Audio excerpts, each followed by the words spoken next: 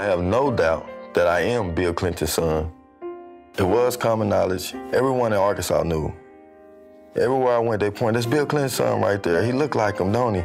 The ears, the mouth, the chin, the teeth, the eyes, the nose. I see him in me. You can see a black Bill Clinton. When I brush my hair, I can see Bill Clinton with waves in his head. I always felt bad about him not wanting to be in my life. Was it because I was black? Was it something wrong with me? Why he don't want to be a part of me? It made me think of even sometimes suicide. It's not fair, and it has been hurtful. That he still refused to acknowledge me. Well, time was very hard, and my mom was a working girl on the streets. She was heavy on drugs. My name is Lucy Bolton. My sister's Valerie Williams, Danney Williams' mother. She was a prostitute and she, hung around on the streets on 17th and Main. She met him on the streets. I was told that she was with him on 13 occasions. I don't know, about 5 or 6 months after, they had dated and everything. She said she was pregnant of me. My mom went to prison and lost custody of us. My Aunt Lucille stepped up and gained guardianship of us. She raised us in Little Rock, Arkansas. At the time, we was from group home to house. My Aunt Lucille wanted to have a father in my life. As a small child, she took me to the governor mansion. There was a car coming at the front gate, right? When the gate swings open, I ran up in there and ran behind the gate, okay? She was trying to get him to accept me and notice me. When I got to the door, I asked for her, and the door was slammed in my face. Slammed the door in her face. This is Bill's son. He had the black son out here. And 2 little guys hit him off the side of the place. Hillary, she had guys chase him off the property. And I went to right and jumped the fence.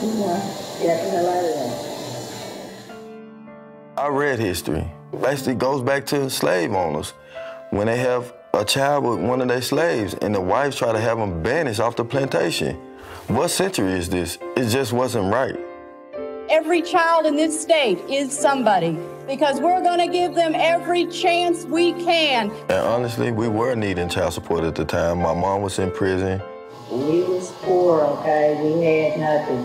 Who gonna listen to us, really? My Aunt Lucille was working at a gas station. We have no money to pay lawyers. They just shut us up. My mom told me on a few occasions when she was threatened. She didn't talk to leave them alone because we gonna come up missing. She was also pushed out a 2-story window where she got a metal plate in her foot. To this day, she still feels scared of speaking. And they was trying to get information about Bobby Williams' story so they can give her, I guess some hush money.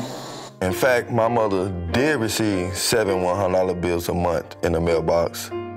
Even presents on Christmas that was delivered to my home by state troopers.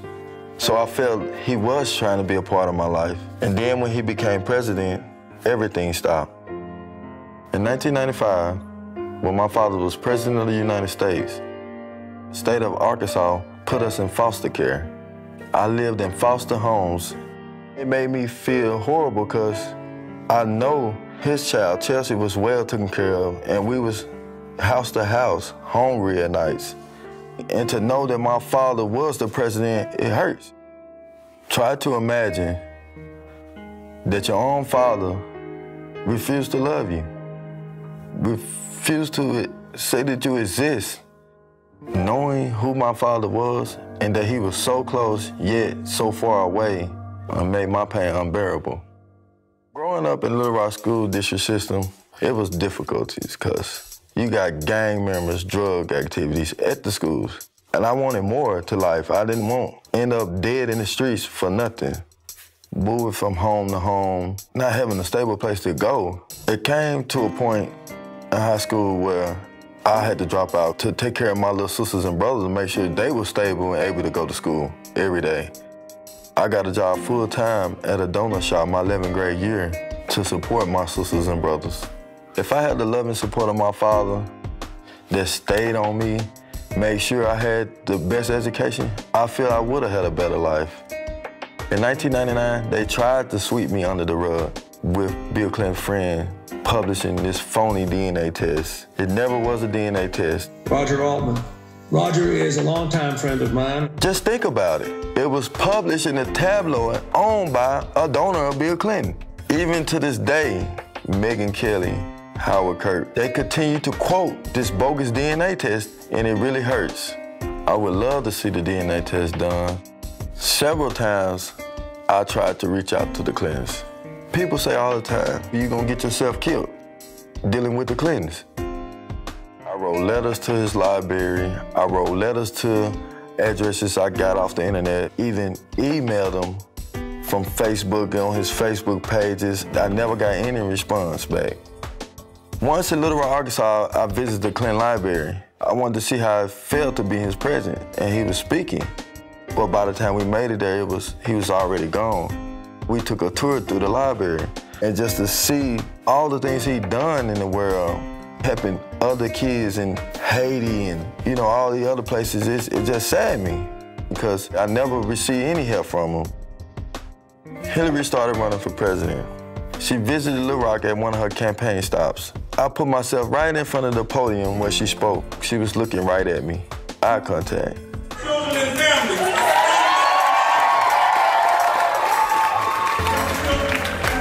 In my heart, I was thinking she knew who I was.